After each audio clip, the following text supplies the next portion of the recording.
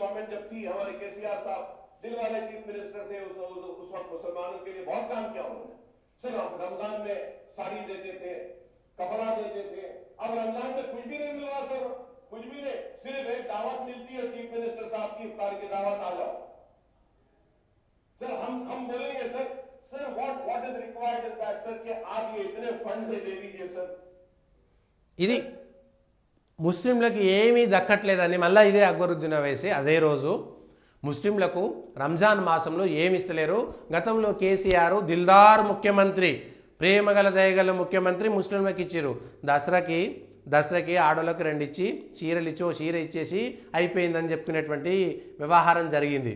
మరి ఇవాళ ఇన్ని పండుగలు అవుతున్నాయి కదా, దసరాకో సంక్రాంతికో ఇంకొక పండగకో పోనీ ఎన్నడన్నా ఒక్క రాజకీయ నాయకుడు ఎవడన్నా అయ్యప్ప స్వాములకు ఎన్నడన్నా ఒక్కడు రాజకీయ నాయకుడు పోయి వాళ్ళకు భిక్ష పెట్టిరా? ఒక్కడన్నా అధికారికంగా రాష్ట్ర ప్రభుత్వం అయ్యప్ప స్వాములకు ఒక భిక్ష పెట్టిందా? ఎన్నడైనా ఒక రాష్ట్ర ప్రభుత్వం చేసిందా? మేము పండగలకు పట్టు వస్త్రాలు ఇచ్చినాం, అవి ఇచ్చినాం అంటారు. దేశంలో రాష్ట్రంలో దేవాలయాల ద్వారా వచ్చేటువంటి ఆస్తులను అప్పనంగా భోంచేస్తూ ఆ డబ్బులని హజ్ హౌస్కి, ఆ డబ్బులని క్రిస్టియన్లకి, పాస్టర్లకి ఇస్తున్నటువంటి దరిద్రమైనటువంటి ప్రభుత్వాలు ఈ రాజ్యాంగము, ఈ స్వతంత్రము. లక్షల కోట్ల విలువైనటువంటి దేవాదాయ భూములను అప్పనంగా అమ్మేసుకొని ఒక్కొక్క పార్టీ వాడు దాన్ని దేవునికి భూములు ఎందుకని కబ్జాలు చేసినటువంటి చరిత్ర. వాళ్ళ రంజాన్లో తుర్కులకు ఏం దొరుకుతలేదని ఒక తుర్క ఎమ్మెల్యే మాట్లాడతాడు. కానీ ఇవాళ హిందువులకు ఏమి దక్కలేదని ఒక్క హిందూ ఎమ్మెల్యేన మాట్లాడిండా? ఒక అయ్యప్పల కోసం కూడా మాట్లాడిండా?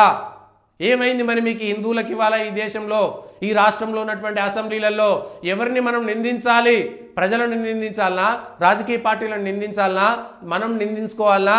మనల్ని మనం చెప్పు తీసుకొని కొట్టుకోవాలనా? ఓటేసినందుకు ప్రజలారా ఆలోచించండి. 10 లక్షల కంటే ఎక్కువ ఆదాయం వస్తే నీ దేవుణ్ణి తీసుకుపోతాడు, దేవాదాయ శాఖలో వేసేస్తాడు. కష్టపడతారు, తీసుకుపోయాను లేసేస్తారు. ఆ దేవునికి ఇంకేముండదు, పడావు పడిపోతాయి. ఆదాయం వస్తేనే దేవుణ్ణి చూస్తారు. 75 ఏండ్లలో మన తాతలు తండ్రుల నాడు రాజులు కట్టినటువంటి రాజకీయ ఏవులు, కాకతీయులు, ఇంకోరు కట్టినటువంటి, శాతవాహనులు కట్టినటువంటి వేల సంవత్సరాల చరిత్రటువంటి దేవాలయాలన్నీ ఇవాళ కూలిపోతుంటే ఒక్క దేవాలయాలన్న శిథిలావస్థ నుంచి పరిరక్షించింది ఒక్కసారి చూపెట్టండి. కానీ ఏ దేవాలయంలో ఆదాయం వస్తే 10 లక్షలు దాటిందంటే వాడు కబ్జా చేస్తాడు, వచ్చి మీద పడిపోతాడు బుల్డోజర్ లెక్క. ఇది ఈ దేశంలో ఉన్నటువంటి హిందువులకు ఉన్నటువంటి హక్కులు. హిందువులు ఈ దేశంలో 2వ తరగతి 3వ తరగతి పౌరులాగా బతుకుతున్నారు. ప్రజలారా ఆలోచించండి.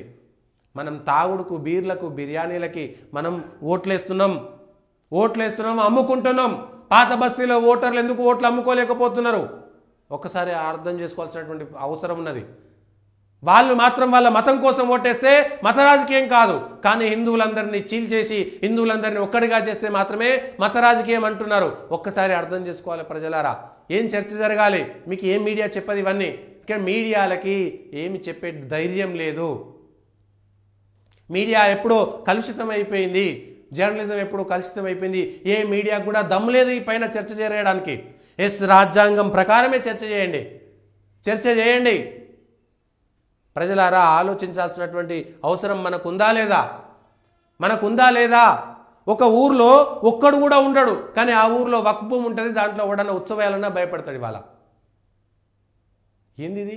ఏ దేశంలో ఉన్నాం మనం? ఇవాళ ఒక్కడు కూడా ఉండడు, ఆ ఊర్లో ఎవడు ఉండడు, కానీ భూమి ఉంటుంది అందులో, మొత్తం ఊరు నడిమిట్లో ఉంటుంది. ఇవాళ ప్రజలారా అర్థం చేసుకోవాల్సినటువంటి అవసరం ఉన్నది.